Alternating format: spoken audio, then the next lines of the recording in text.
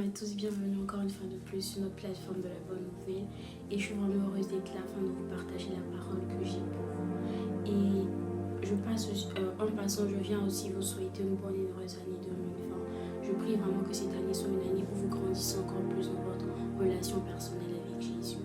Alors sans plus tarder, nous allons aller pour notre partage. Et ce sera dans le livre de Luc, au chapitre 4, à partir du verset 17 jusqu'à 22. Et je lirai avec la version second 21. Alors, on nous dit, au verset 17, et on lui remit le livre du prophète Ésaïe. L'ayant déroulé, il trouva l'endroit où il était écrit, l'Esprit du Seigneur est sur moi, parce qu'il m'a oint pour annoncer une bonne nouvelle aux pauvres. Il m'a envoyé pour guérir ceux qui ont le cœur brisé, pour proclamer aux captifs la délivrance et aux aveugles le recouvrement de la vue, pour envoyer libres les opprimés, pour publier une année de grâce du Seigneur. Verset 20. Ensuite, il roula le livre, le remit au serviteur et s'assit. Tous ceux qui se trouvèrent dans la synagogue avaient le regard fixé sur lui. Au verset 21, alors il commença à leur dire, aujourd'hui cette parole de l'Écriture que vous venez d'entendre est accomplie. Verset 22.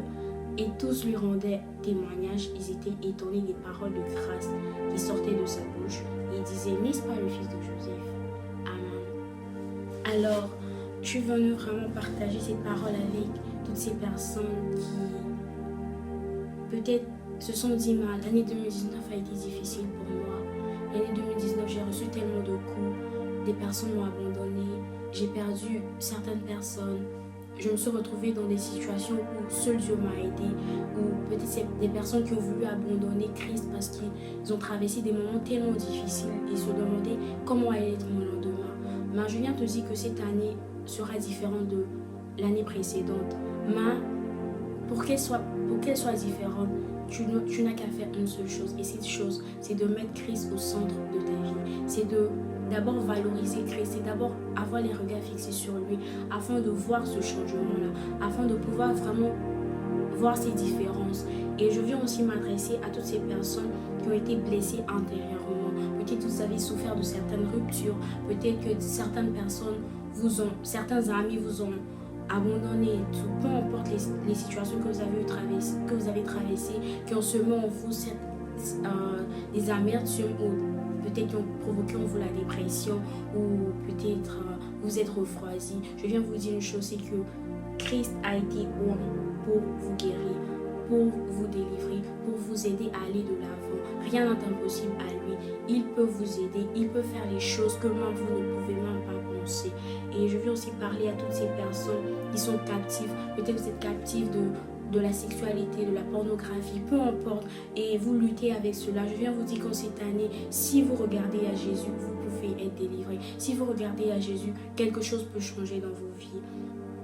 Et je viens aussi vous dire que cette année sera une année de grâce, sera une année de changement, sera une année de prospérité, sera une année où vous allez vous redécouvrir, où vous allez vraiment comprendre réellement le sens, votre existence et savoir la raison pour laquelle vous êtes sur cette terre.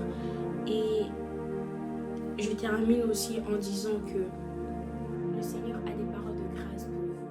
Et ces paroles-là, vous devez toujours demeurer à ses pieds afin de recevoir ces paroles, afin de vous nourrir quotidiennement. De la même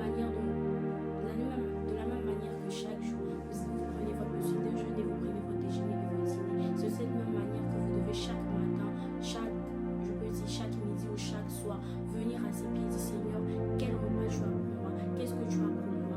Qu'est-ce que tu veux que je fasse? Vraiment cette année, que Jésus soit ton meilleur ami, que Jésus soit vraiment cette personne avec qui tu partages les plus beaux moments. Je ne dis pas d'oublier tes amis, je ne dis pas d'oublier les personnes qui t'entourent, mais vois Jésus un peu comme ce petit ami ou cette petite amie ou cette copine, ce copain que tu veux avoir, et commence à valoriser Jésus, commence à mettre Jésus au centre de toutes choses et tu verras vraiment le changement. Alors que Dieu vous bénisse.